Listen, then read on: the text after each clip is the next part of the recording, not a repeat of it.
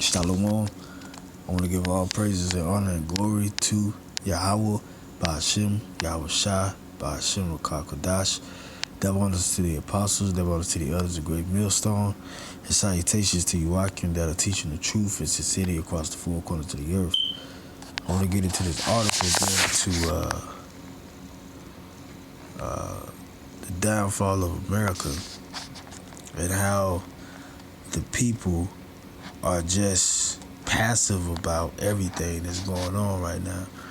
Lately in the news, for those of you don't watch the news, listen to the news, Iran and U.S. have beef with each other. And U.S. got one good one off by killing the general of Iran, the second in command of Iran, and now it's just all out war, man. But you still have people over here in the States in America are still being perpetually blindfolded to what's going on around them. And Tawadi Abashian Washai for letting me see this, because I didn't get this on my own. It was through the spirit of Abashian Washai who gave the truth to the apostles and elders and Akim. And so I listened and I apply this to my daily life and try to do the best I can. But Tawadi Abashian Washai for that. A lot of people don't know that this is really real, until a 9/11 happened. But then it's too late, because then these nations, they're wiping out EMPs. They got weapons for that type of stuff. So it ain't, if they can't get you with one big bang, well, maybe they warning shot to actually America is gonna hit an EMP, and then all the power's wiped out. Then what? But mainly you jakes out there, you really supposed to get this truth, because the Most High is calling you back to him, because you are an Israelite.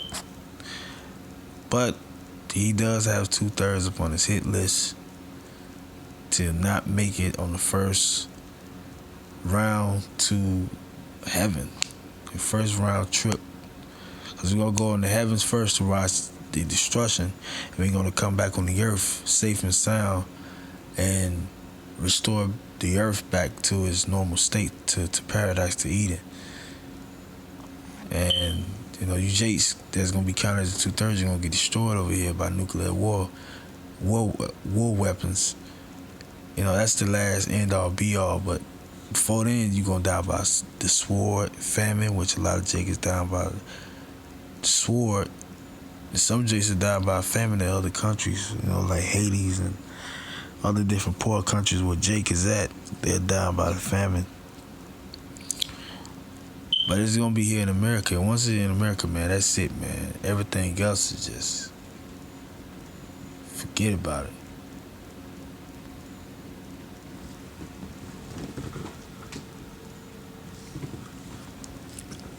It says Americans have been brainwashed to accept war without question. And by the way, this is She Hit the Fan plan.com. I always mention about Apostle Kabar putting brothers on years ago, so it's very updating too with everything.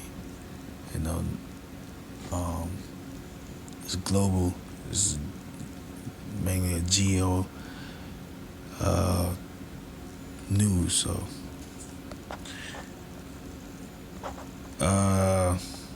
starting at the top of the paragraph, says, as the United States seemed to teeter on the edge of yet another war, this time with Iran, the biggest concern was just how much support the government had for its mass murdering schemes.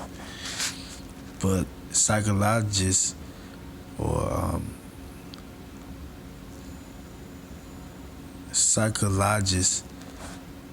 You got an S at the end. Say that that is no mistake. Was it's really psychologists, but they got psychologists. Um, but psychologists say that that is no mistake. As Americans, we have been conditioned for war all of our lives. And America has been a war ever since America was founded. It was a certain peaceable time in America, but I don't even think it was over 20 years.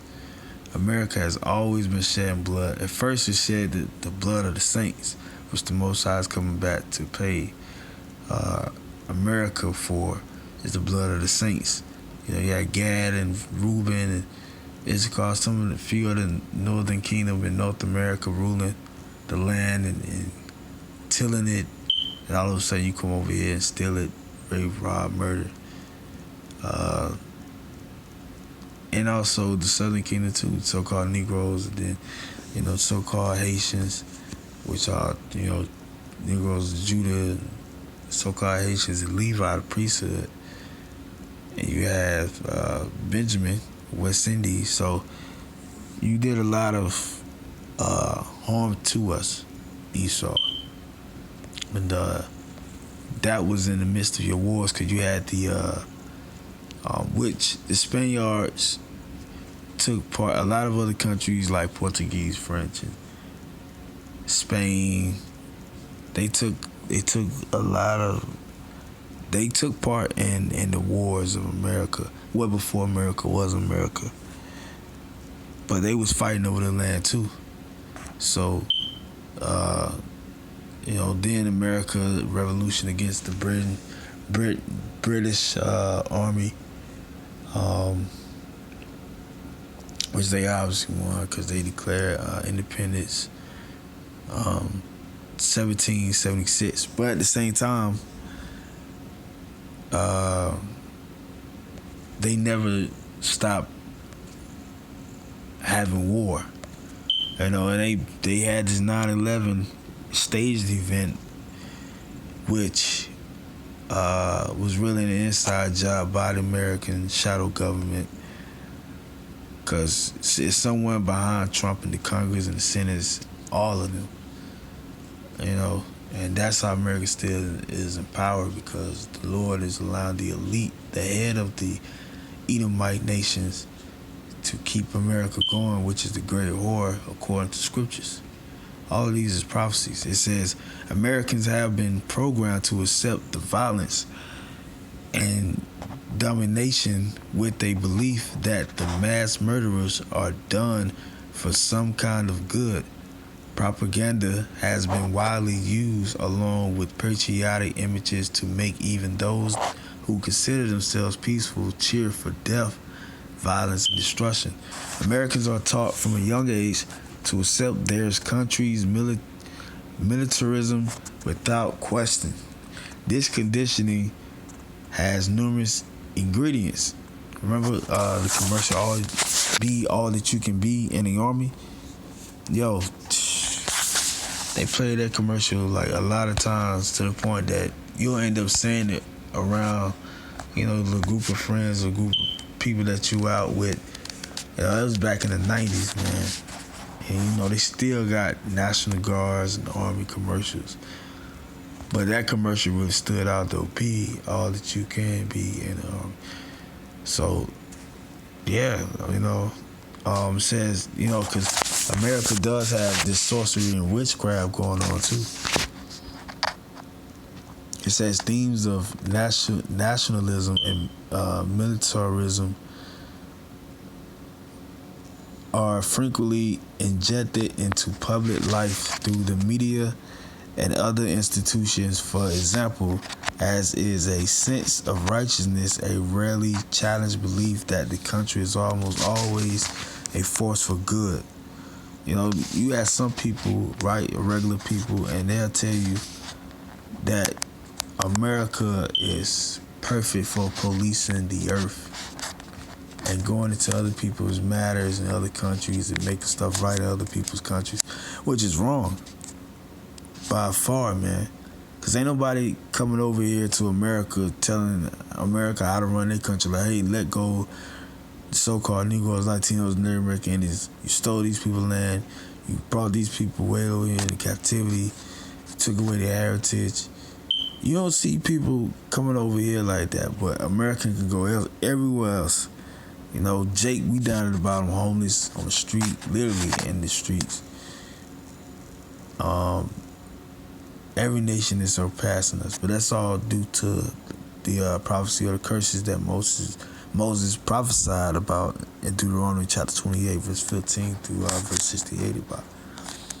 And the Lord said in verse 68, no man shall buy us, meaning no man shall save us. So that time is still existing right now until the Lord come back. It says, fear is also a major element in conditioning minds for war. Americans of all, it was 9/11, everybody was scared. And then that's when they implemented a lot of them legislations. Even going back in the 90s, they had legislations on how to conduct the country in a time of a national emergency or state of emergency, which we're still in a national emergency. So, you know, Trump never ended that. I don't think, not that I remember. But yeah, this country doesn't have you Jakes especially good interests in mind, yo. It says Americans of all ages are often reminded by their government and the media that perceived enemies pose a constant danger. Everybody was talking about Bin Laden, and every time you see a damn Arab or a sand nigga, you'll end up saying, "Oh, look at Bin Laden. Oh, he gonna blow up." You know, that joke been going on for years. Now it's a new joke. You know what I mean? Oh man, you know they Jews. You know, Black Hebrew Israelites. Everything to Esau is a threat if it's not in accordance to his new world order. And that's what all these FBI agencies are set up for in America. America really still works for the elite banking family. They just sugarcoat it as if, you know, it's an independent state of its own, well, state combined, but it's not so. It says the Soviet threat was used to justify military spending and aventurism around the globe for much of the later 20th century, validating the warning given by President Eisenhower in his 1961 farewell speech of the growing influence of the military-industrial complex. So,